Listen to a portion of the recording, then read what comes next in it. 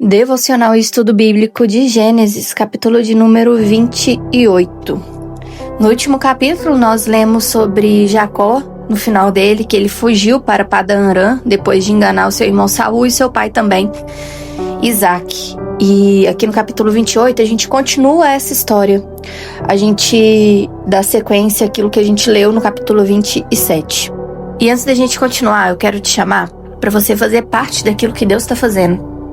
Então, todas as vezes que você curte esse vídeo, o YouTube entende que ele faz sentido e ele entrega para mais pessoas. Dessa forma, você consegue ser um missionário da palavra de Deus.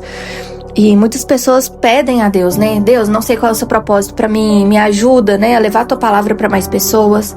Essa é uma forma simples que você consegue levar a palavra de Deus para mais pessoas.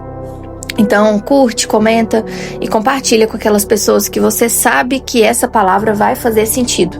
E ajude a palavra de Deus a chegar a mais pessoas, entregar para mais pessoas também. Então, Gênesis capítulo de número 28. Então Isaac mandou chamar Jacó, o abençoou e disse: não se case com uma mulher cananeia. Em vez disso, vá de imediato a Padã-Arã, a casa do seu avô Betuel, e case-se com uma das filhas do seu tio Labão. Que o Deus Todo-Poderoso o abençoe e lhe dê muitos filhos, que eles se multipliquem e venham a ser muitas nações. Isaac, ele não aprovava o casamento de Jacó com uma cananeia, porque os cananeus adoravam outros deuses, e ele sabia a influência que as pessoas que cercariam Jacó poderia causar na vida dele. Nós também precisamos ter essa aplicação na nossa vida. Há ambientes que não são para nós. Nós precisamos ter clareza disso. A ciência fala que nós nos tornamos a média das 5 pessoas que a gente convive. Então, se você convive com pessoas que são totalmente sedentárias, provavelmente você terá uma tendência de se tornar sedentário também. Se você é uma pessoa que convive com outras pessoas ao seu redor, que esbanjam dinheiro de uma forma descontrolada, a chance de você ter algum problema financeiro e também se tornar essa pessoa será muito grande. Isso porque a gente tem o viés de fazer parte, de pertencimento do grupo que a gente está. Então a gente tende a se tornar parecido com eles até de forma inconsciente. E aqui na Bíblia, ela traz, né, essa questão também. Quando Isaac mandou chamar Jacó e disse para ele não se casar com uma cananeia, porque Isaac sabia que ele estaria rodeado de pessoas que adoravam outros deuses. Então Isaac não queria perder aquela promessa que foi feita a Abraão lá atrás, de que Deus o abençoaria, que tornaria pai de multidões, e a bênção nesse momento estava sobre Jacó. Então Isaac pediu para ele não se casar com uma cananeia para poder não participar daquele ambiente, não estar envolvido naquele ambiente. E nós precisamos aplicar isso totalmente na nossa vida. Se você anda com pessoas que bebem demais, com certeza você se tornar a próxima pessoa que vai beber. Quando eu me converti, que foi em 2020, Deus começou a me incomodar com algumas amizades e algumas pessoas que me cercavam, que eu tinha. Então, eram pessoas que iam para muitas festas, iam para lugares que não é um lugar adequado para que eu pudesse estar frequentando, né? De festa, que tinha muita bebida e tudo mais. Então, Deus começou a me incomodar a respeito disso. E aí, eu comecei a mudar minha forma de ser. Então, eu parei de beber da forma que eu bebia antes. Eu já não usava as mesmas roupas que eu usava antes.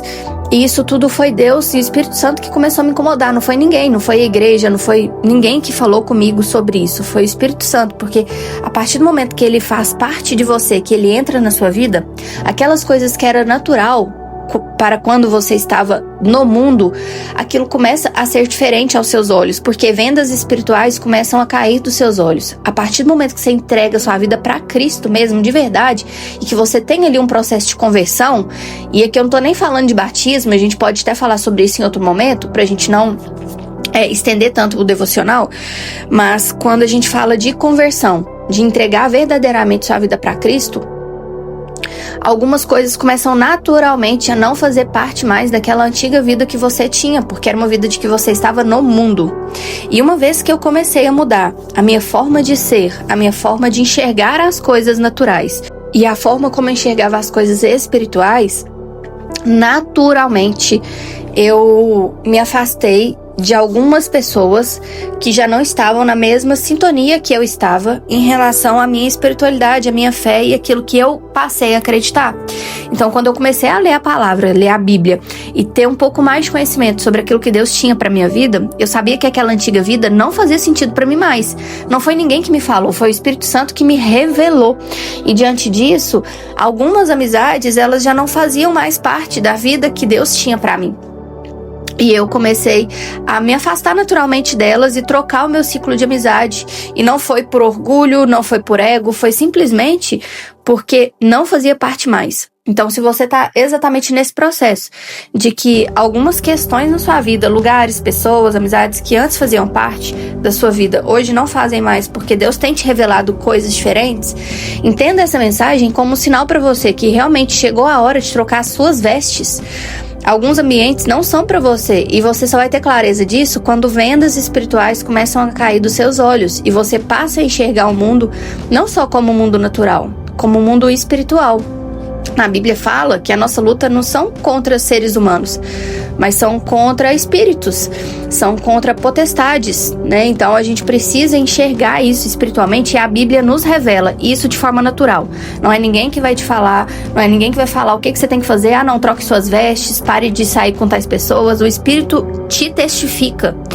Então é importante mesmo a gente começar a observar o ambiente que a gente está. Tá? Isso é importante. Isaac sabia o poder do ambiente sobre a nossa vida, sobre a vida do seu filho Jacó. Por isso que ele fala: eu não aprovo, né, o casamento de Jacó com uma cananeia, porque ele vai estar inserido ali numa cultura que não é uma cultura espiritual, na cultura espiritual de Deus, que é o nosso Deus de Israel. Então, por isso, vai de imediato para a casa do seu avô para poder se casar com uma das filhas do seu tio Labão, que estava inserido na mesma cultura e adorando o Deus de Israel, assim como Isaac, Jacó, Esaú e o seu antepassado Abraão também. Então, que Deus dê a você descendentes as bênçãos que ele prometeu a Abraão. Que você venha possuir essa terra a qual vive agora como estrangeiro, pois Deus entregou essa terra a Abraão.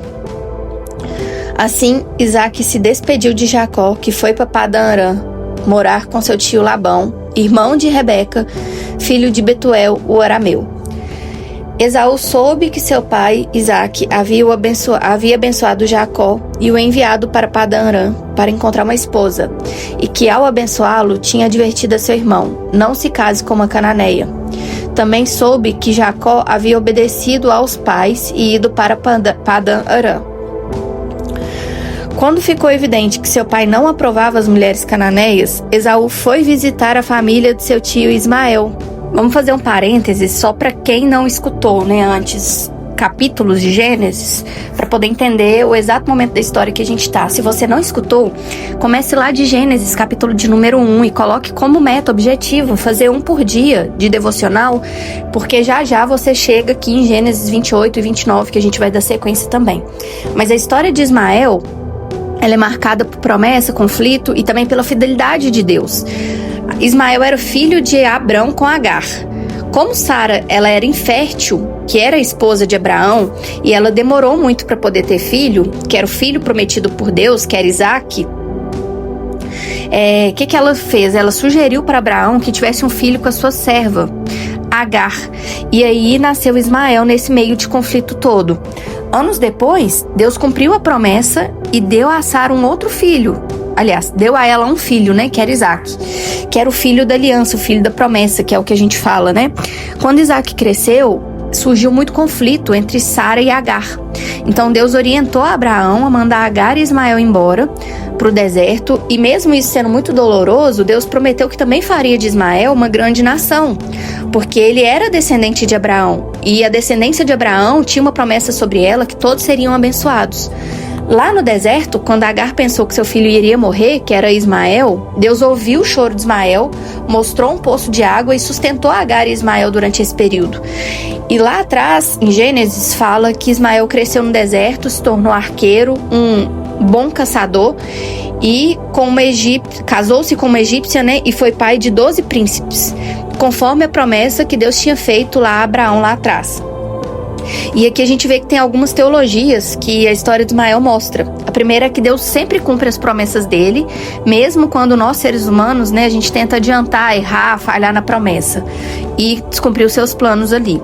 O segundo ponto é que mesmo que essas escolhas precipitadas, elas ainda permaneçam com a promessa, elas vão ter consequências. E essas consequências, elas podem ser duradouras.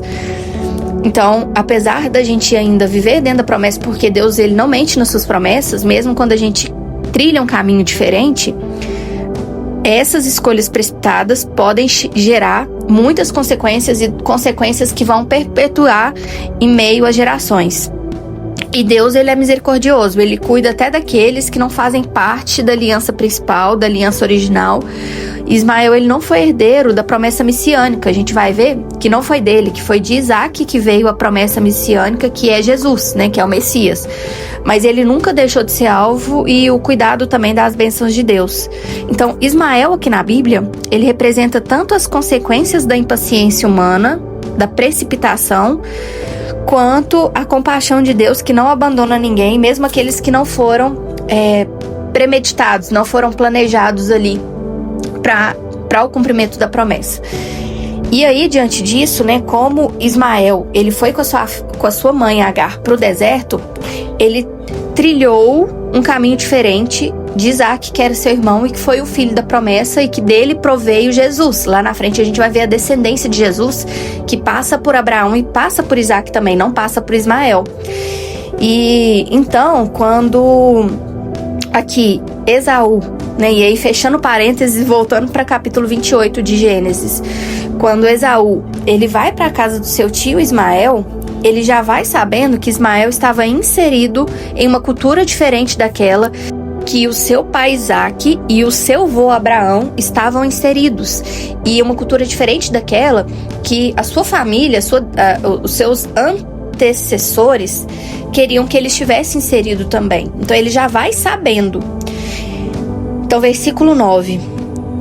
Esaú foi visitar a família de seu tio Ismael e, além das 2 mulheres cananeias com as quais havia se casado, tomou para si uma das filhas de Ismael.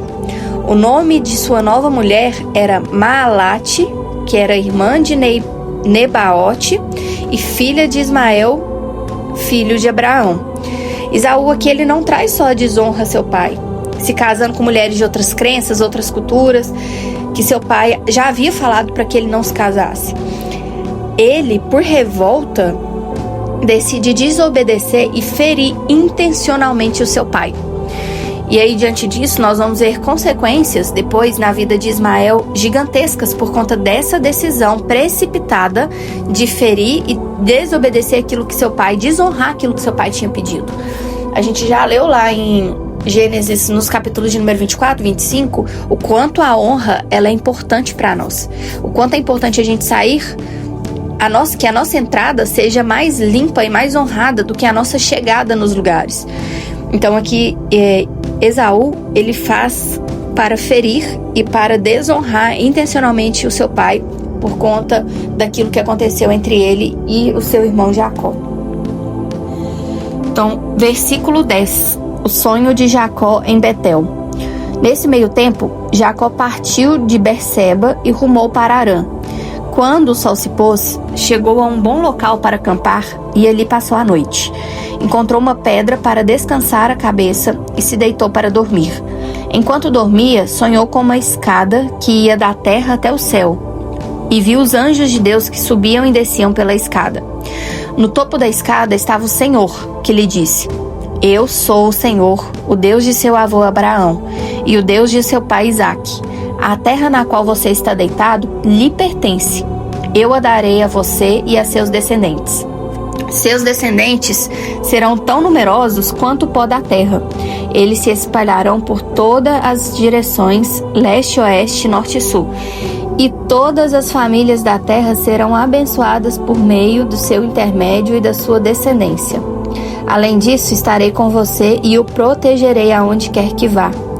Um dia trarei você de volta a essa terra. Não deixarei enquanto não tiver determinado de tudo que lhe prometi.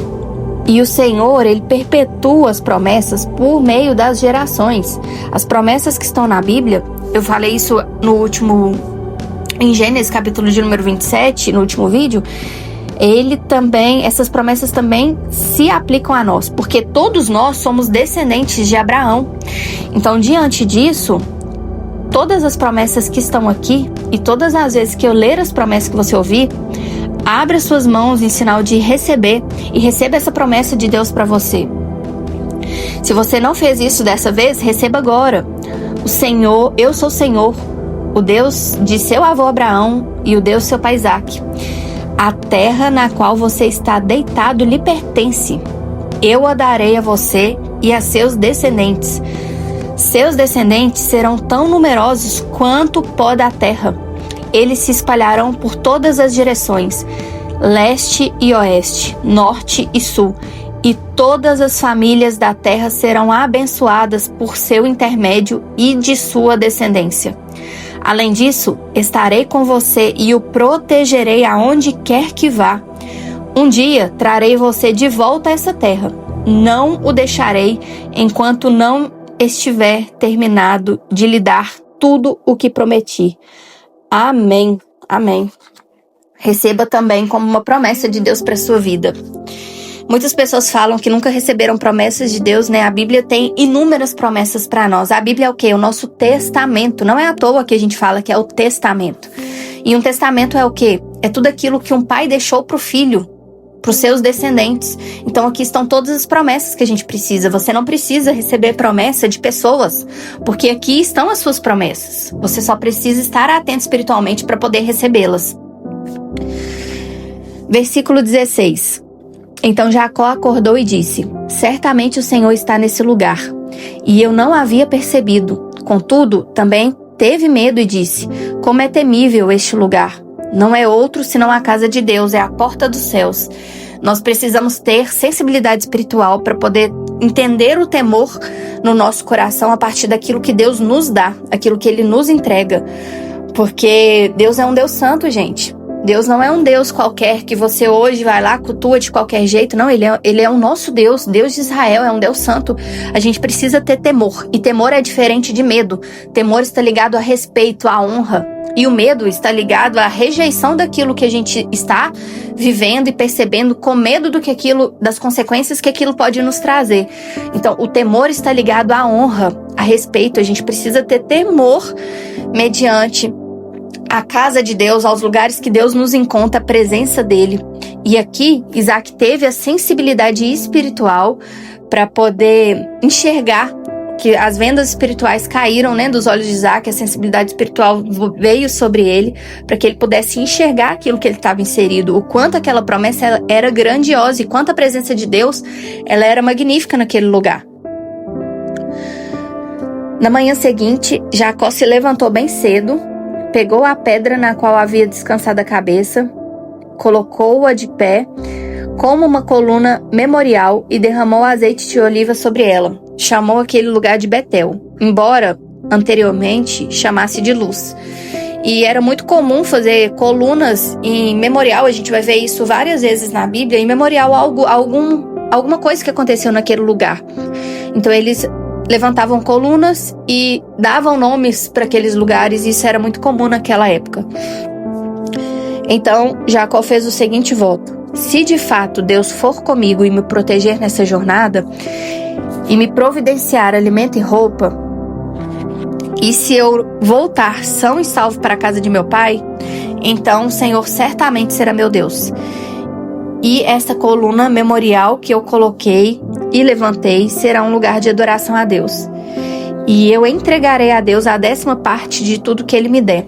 E aqui aparece uma das primeiras vezes, antes lá em Moisés sim também, mas aqui é uma das primeiras vezes que aparece sobre devolver a Deus aquilo que Ele nos dá.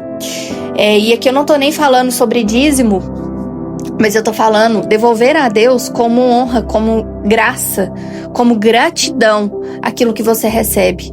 Porque se a gente entende que tudo que a gente recebe vem dele, então nada mais justo de que a gente devolva de bom grado e bom coração uma parte daquilo que ele nos dá para a obra dele, para aquilo que ele quer fazer. E aqui Jacó, né, traz essa questão de devolver a Deus uma parte de tudo que Ele nos dá e honrar a Ele com a nossa vida. E a gente finaliza a leitura de Gênesis, capítulo de número 28. E a gente precisa orar para poder finalizar o nosso devocional, finalizar aquilo que Deus começou na nossa vida nesse capítulo de número 28. Pai, muito obrigada pela Tua palavra, Senhor, que ela alcance as pessoas que precisam ouvir sobre elas, que essas pessoas que estão aqui, eu sei que são escolhidas pelo Senhor para poder receber a Tua palavra, receber a Tua leitura, aprofundar ainda mais no testamento, nos planos que o Senhor tem para ela. Elas são escolhidas do Senhor, o Senhor tem planos para a vida dela. Te agradeço pela leitura de hoje. O Senhor nos mostra, Pai, que nós precisamos cuidar daquele ambiente que a gente está, das pessoas que a gente convive, porque a gente pode perder os planos e as promessas do Senhor por estar inserido no ambiente errado, em culturas erradas. Então eu te agradeço por abrir os nossos olhos em relação a isso e que Teu Espírito Santo venha nos revelar aquelas situações da nossa vida, Pai, que não estão de acordo com as promessas e com aquilo que o Senhor tem para nós. Que vendas espirituais caiam dos nossos olhos e que Teu Espírito Santo nos revele situações, pessoas, cenários, comportamentos que nós estamos tendo e que não são coerentes com aquilo que o Senhor quer que a gente viva, aquilo que o Senhor tem para nós e os propósitos do Senhor para a nossa vida. Obrigada também por abrir os nossos olhos e nos falar que agir precipitadamente, principalmente para ferir intencionalmente aqueles que vieram antes de nós, para rejeitar aqueles que vieram antes de nós, vai trazer para nós sérias consequências. Então, se tem pessoas aqui, Pai, que tem revolta com seus pais, ou com as pessoas que lhe criaram, ou com as pessoas que estão à sua volta hoje e que têm comportamentos que são causados para poder ferir aquelas pessoas, para desonrar aquelas pessoas, para poder atacar emocionalmente aquelas pessoas, que o Senhor cure no coração delas, Pai, independente da situação que elas viveram.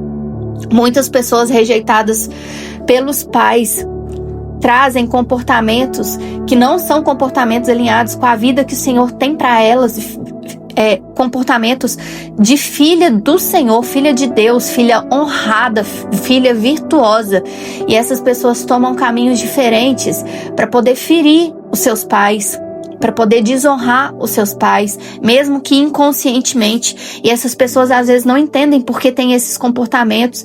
E o Senhor está me revelando mulheres que se deitam com vários homens, mulheres que se vestem desnudas, para que possam ferir os seus pais, mas elas não fazem isso consciente, elas fazem isso inconscientemente. É uma mentira que o inimigo colocou sobre a vida delas e que o Senhor está arrancando agora em nome de Jesus. Deus há de mostrar o valor, Pai. Mostre o seu valor para essas pessoas, mostre o valor que elas têm como filha amada do Senhor. E o Senhor tem me revelado que essas mulheres vão ser curadas da paternidade em nome de Jesus. Elas vão ser curadas em suas esferas. E essas pessoas vão ser alcançadas pelo Teu amor, Pai. E elas vão enxergar o valor que elas têm na Tua presença, o valor que elas têm como filha do Senhor. Pode sim o Pai aqui na terra rejeitar, maltratar, abusar, mas o Senhor é o nosso Pai. O Senhor é o nosso Pai e o Senhor não descansa. Paternidades feridas serão curadas, Pai, através dessa oração e da Tua palavra.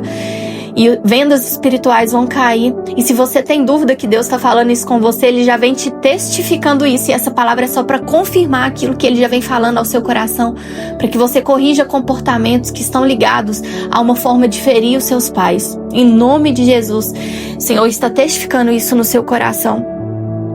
Pai, cura essas mulheres, cura esses homens que foram feridos por seus pais, por suas mães ou por aquelas pessoas que lhe criaram, em nome de Jesus. O Senhor também vem nos confirmar através da leitura de Gênesis, capítulo de número 28, que o Senhor, Ele perpetua as promessas e que muitas vezes, por nós não recebemos promessas humanas, que a gente não entende que Deus tem uma promessa para nós. E aqui a gente recebe a promessa de Deus que o Senhor irá abençoar terras, todas as terras que a gente está, ou seja, os locais onde a gente pisa a planta dos nossos pés serão abençoados.